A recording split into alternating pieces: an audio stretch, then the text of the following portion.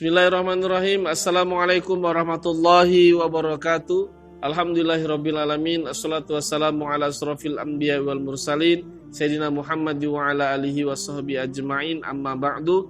Alhamdulillah kawan-kawan yang dirahmati Allah, kembali lagi bersama saya Lutfan Khibar Alam, yang insyaAllah mudah-mudahan Allah senantiasa menjaga kesehatan kita semua dan menjadikan keluarga kita sakinah mawaddah warahmah, dan menjadikan keturunan kita soleh-solehah, hafiz-hafizah, dan tidak hanya membuat kita berkumpul di dunia, tapi juga Allah jadikan kita berkumpul di surganya Allah Subhanahu wa ta'ala. Amin ya rabbal alamin.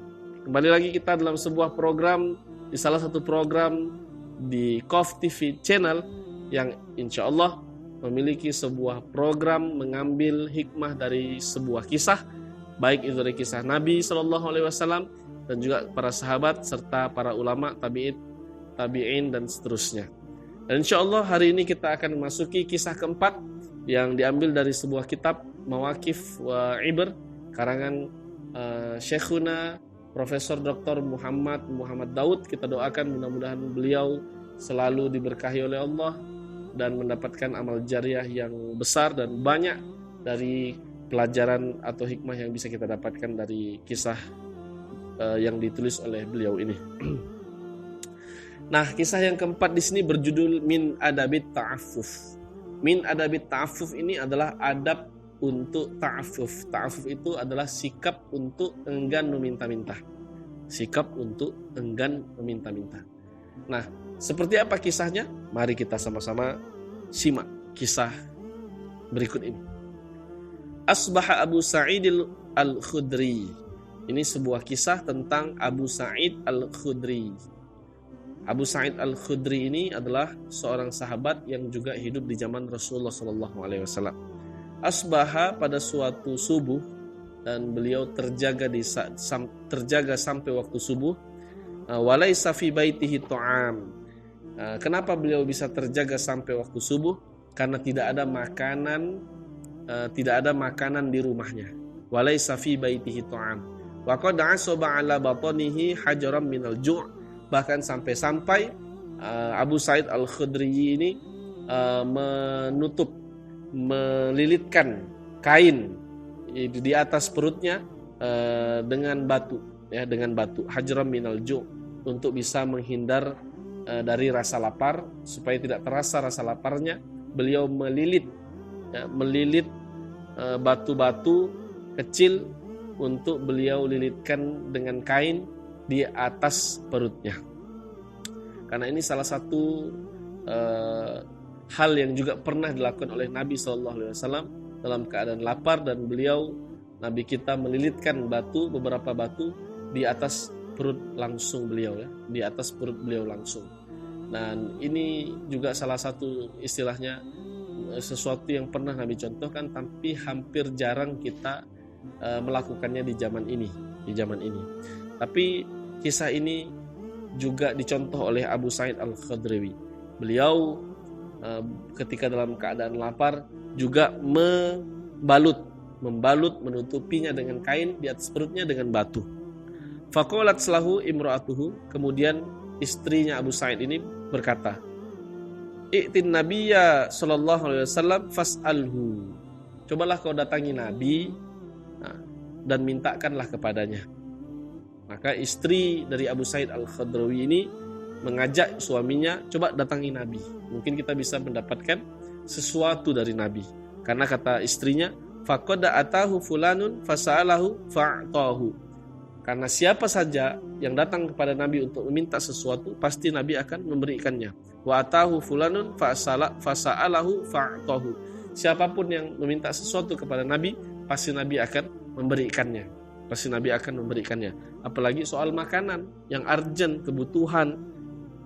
Faqala hatta altamisa syai'a, maka berkatalah Abu Sa'id, sampai altamisa syai'a, sampai tidak bisa kita mendapat apapun sesuatu. Faqala falam ajid syai'a, dan kita tidak bisa mendapatkan sesuatu. Jadi kita nih sudah sampai mentok, mencari sesuatu untuk dimakan sudah tidak ada, dan kita juga menunggu untuk mendapatkan makanan pun gak ada. Tidak ada makanan yang bisa kita cari lagi, Ya, tidak ada juga makanan yang bisa kita dapatkan dengan hanya menunggu di rumah. Maka solusi satu-satunya kita harus mendatangi Nabi. Fa'ataitun Nabiyya sallallahu alaihi wasallam, maka ketika Abu Sa'id Al-Khadrawi ini memutuskan untuk mengunjungi Nabi, wa huwa yakhtubu. Ya. Wa huwa yakhtubu. Tanpa sengaja, walaupun tidak ada sesuatu yang kebetulan di muka bumi ini, tanpa sengaja Abu Sa'id Al-Khadrawi melihat sang Nabi sedang berpidato, sedang berkhutbah, sedang berceramah, sedang membuat sebuah kajian. Fa'adraktu min qawlihi sallallahu alaihi wasallam, dan Nabi menyatakan dalam khutbahnya, dalam ceramahnya, dalam kajiannya, yang ini menjadi sabda beliau, man ista'affa yu'iffahullahu wa man istaghna yughnihillahu. Man ista'affa yu'iffahullah. Siapa, kata Nabi sallallahu alaihi wasallam, siapa yang dapat menahan dirinya untuk tidak meminta-minta, man ista'affa yu'iffahullah, maka Allah akan memelihara dirinya. Wa man istaghna, dan siapa yang merasa cukup dengan apa yang ada dirinya, yughnihillahu, Allah akan mengkayakan. Di sini kita garis bawahi, man ista'affa yu'iffahullahu, siapa yang menjaga dirinya untuk tidak meminta-minta, yu'iffahullah, maka Allah akan memelihara dirinya. Wa man istaghna yughnihillah, dan barang siapa yang merasa dirinya cukup, yang mencukupkan dirinya untuk kebutuhan duniawi, yughnihillah, maka Allah akan mengkayakannya. Qala Abu Sa'id, kemudian Abu Sa'id berkata, faraja'tu fama sa'altuhu syai'ah, maka aku pun, kata Abu Sa'id, kembali ke rumah, ya, dan tidak sempat meminta apapun kepada Nabi. Karena ini merupakan ayat bagi Abu Sa'id. Wah, kok bisa pas? Aku datang ingin meminta sesuatu, tiba-tiba Nabi sedang kajian, ya, menyinggung orang-orang untuk senantiasa memiliki adab ta'afuf, yaitu menjaga diri untuk tidak mudah meminta-minta kepada orang lain. Fama zalallahu ta'ala, maka ketika aku memutuskan untuk kembali ke rumah dan tidak meminta apapun kepada Nabi, kepada orang, kepada siapapun, kepada manusia, fama zalallahu ta'ala, maka Allah menghilangkan, mengakhiri semua masalah yang menimpa dirinya. Yarzukuna hatta ma'a'lamu fil ansari aktaru amwala minna, sampai-sampai Allah memberikan rezeki. Ketika Allah hilangkan semua permasalahan Abu Sa'id yang awalnya kelaparan, tidak ada makanan, Allah selesaikan semua permasalahannya. Tidak hanya itu, Allah tambahkan rezekinya untuk Abu Sa'id, sampai-sampai tidak ada lagi kaum Ansor yang lebih kaya, yang hartanya lebih banyak daripada aku, kata Abu Sa'id. Masya Allah, Masya Allah. Artinya kekayaannya luar biasa. Dengan mengamalkan hadis Nabi, dengan mengamalkan perkataan Nabi untuk menjaga diri adab tidak meminta-minta, maka Allah betul-betul, ya, melakukan apa yang sudah dijanjikannya. Apa yang sudah dijanjikannya. Masya Allah, Masya Allah. Begitu luar biasa cerita yang dialami oleh Abu Sa'id Al-Khadrawi, di mana beliau senantiasa memiliki sifat yang begitu percaya dengan apa yang disampaikan oleh Nabi Sallallahu Alaihi Wasallam. Maka banyak sekali kisah dalam mauqif ini, dalam kisah ini yang bisa kita ambil sebagai pelajaran. Yang pertama, pelajaran pertama adalah semua manusia pasti punya masalah, pasti punya ujian, pasti punya hajat yang ingin dia sampaikan kepada Allah Subhanahu Wa Taala. Namun Allah senantiasa tidak, terkadang Allah tidak mengabulkannya langsung, tidak mengabulkan langsung, karena Allah terkadang tidak ingin mengajarkan kepada manusia bahwa ketika kita ingin meraih sesuatu harus ada perjuangan, sehingga kita tidak mudah menggampangkan sesuatu yang kita miliki.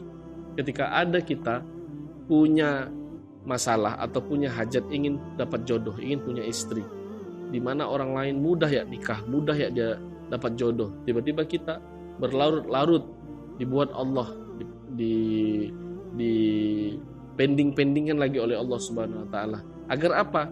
Agar ketika kita sudah mendapatkan pasangan, kita akan betul-betul bersyukur, bukan hanya sekedar mengucapkan alhamdulillah, tapi kita betul-betul menjaganya, tidak mudah memarahinya, tidak mudah menzoliminya.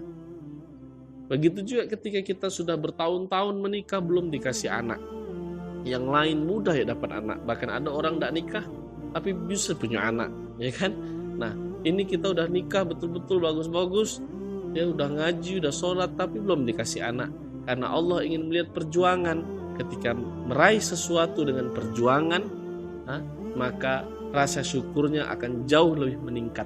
Sehingga tidak mudah kita menggampangkan sesuatu yang diberi oleh Allah melalui perjuangan.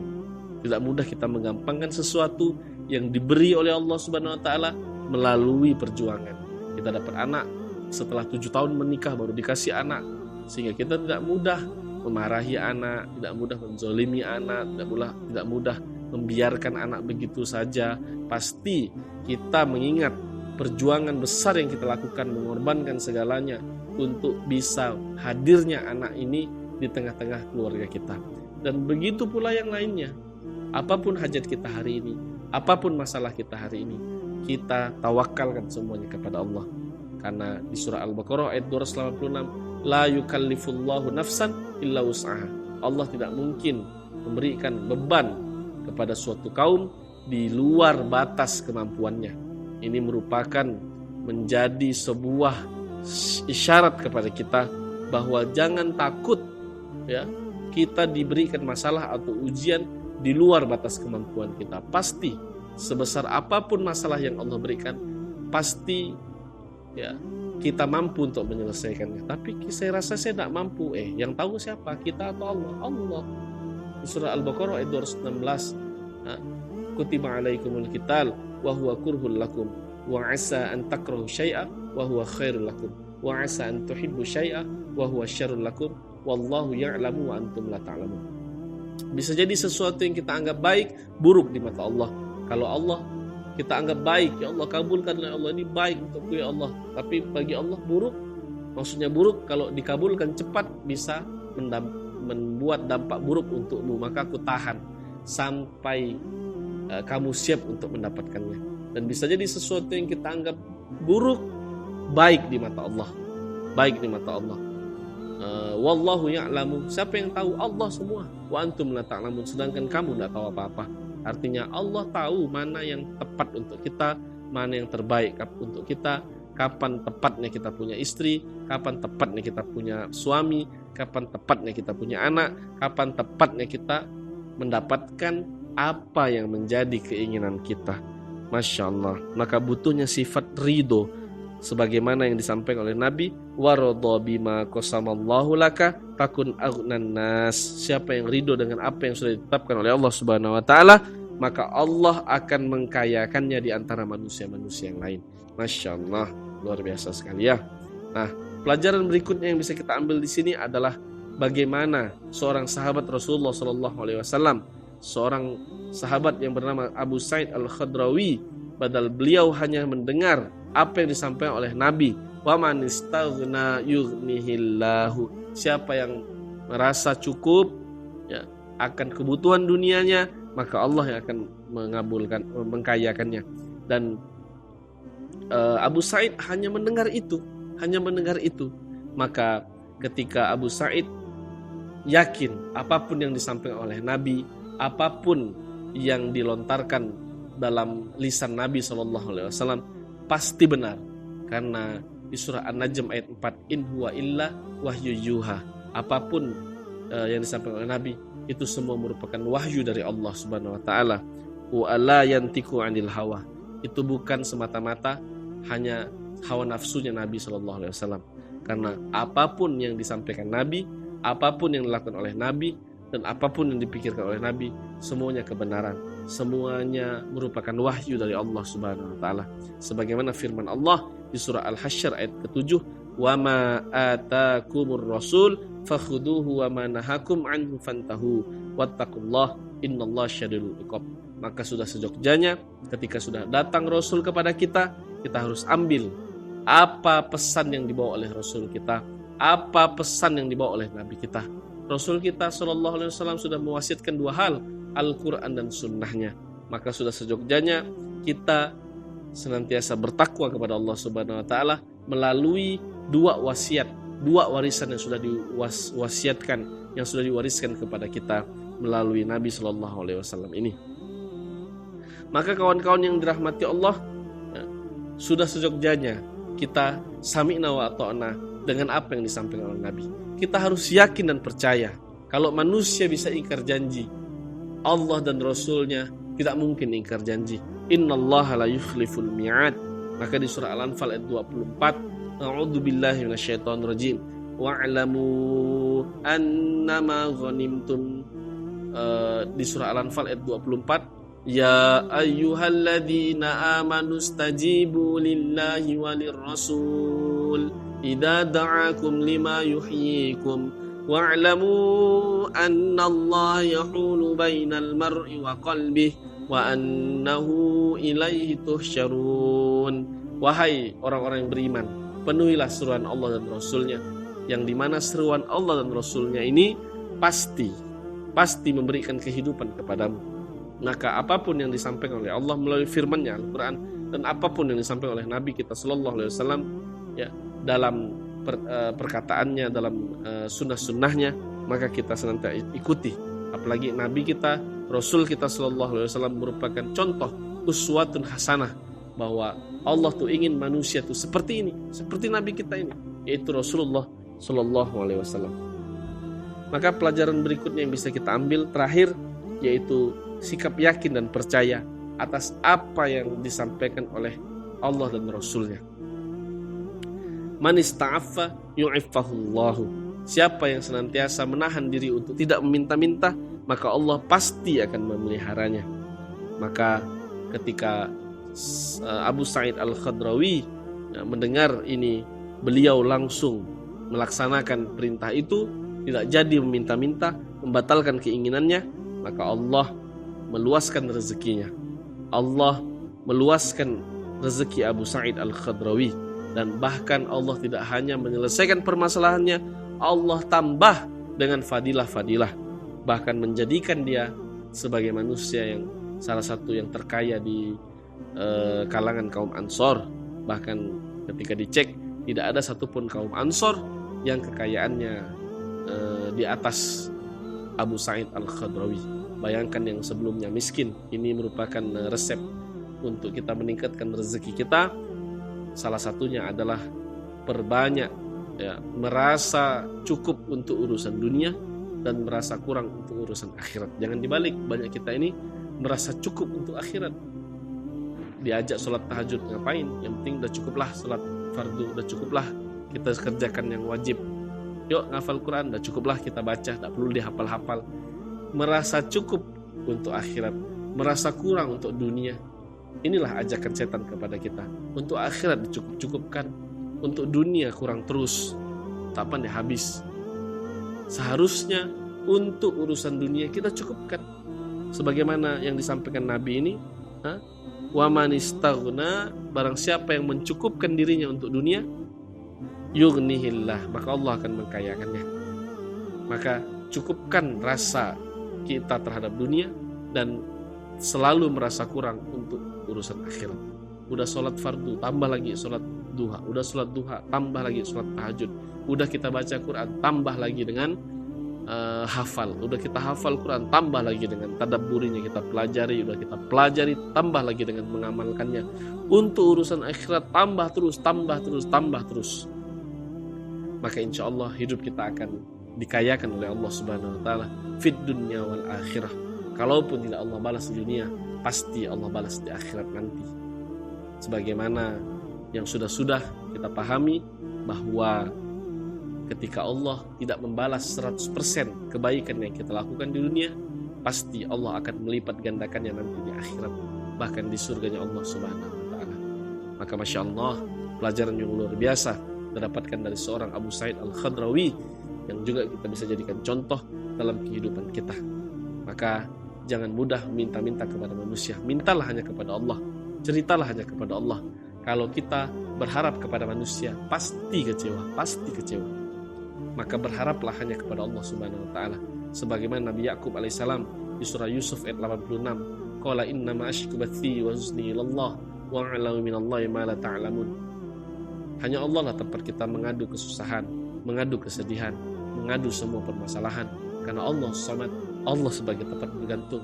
Jangan gantungkan harapan kita kepada manusia. Jangan gantungkan harapan kita dengan leasing-leasing, dengan kita pasang kredit-kredit supaya memenuhi semua hajat kita, kebutuhan kita. Rusak, pasti hidup kita rusak. Tapi kalau kita gantungkan hidup kita hanya kepada Allah Subhanahu wa taala, yakinlah Allah akan mencukupkan dari arah yang tidak disangka-sangka.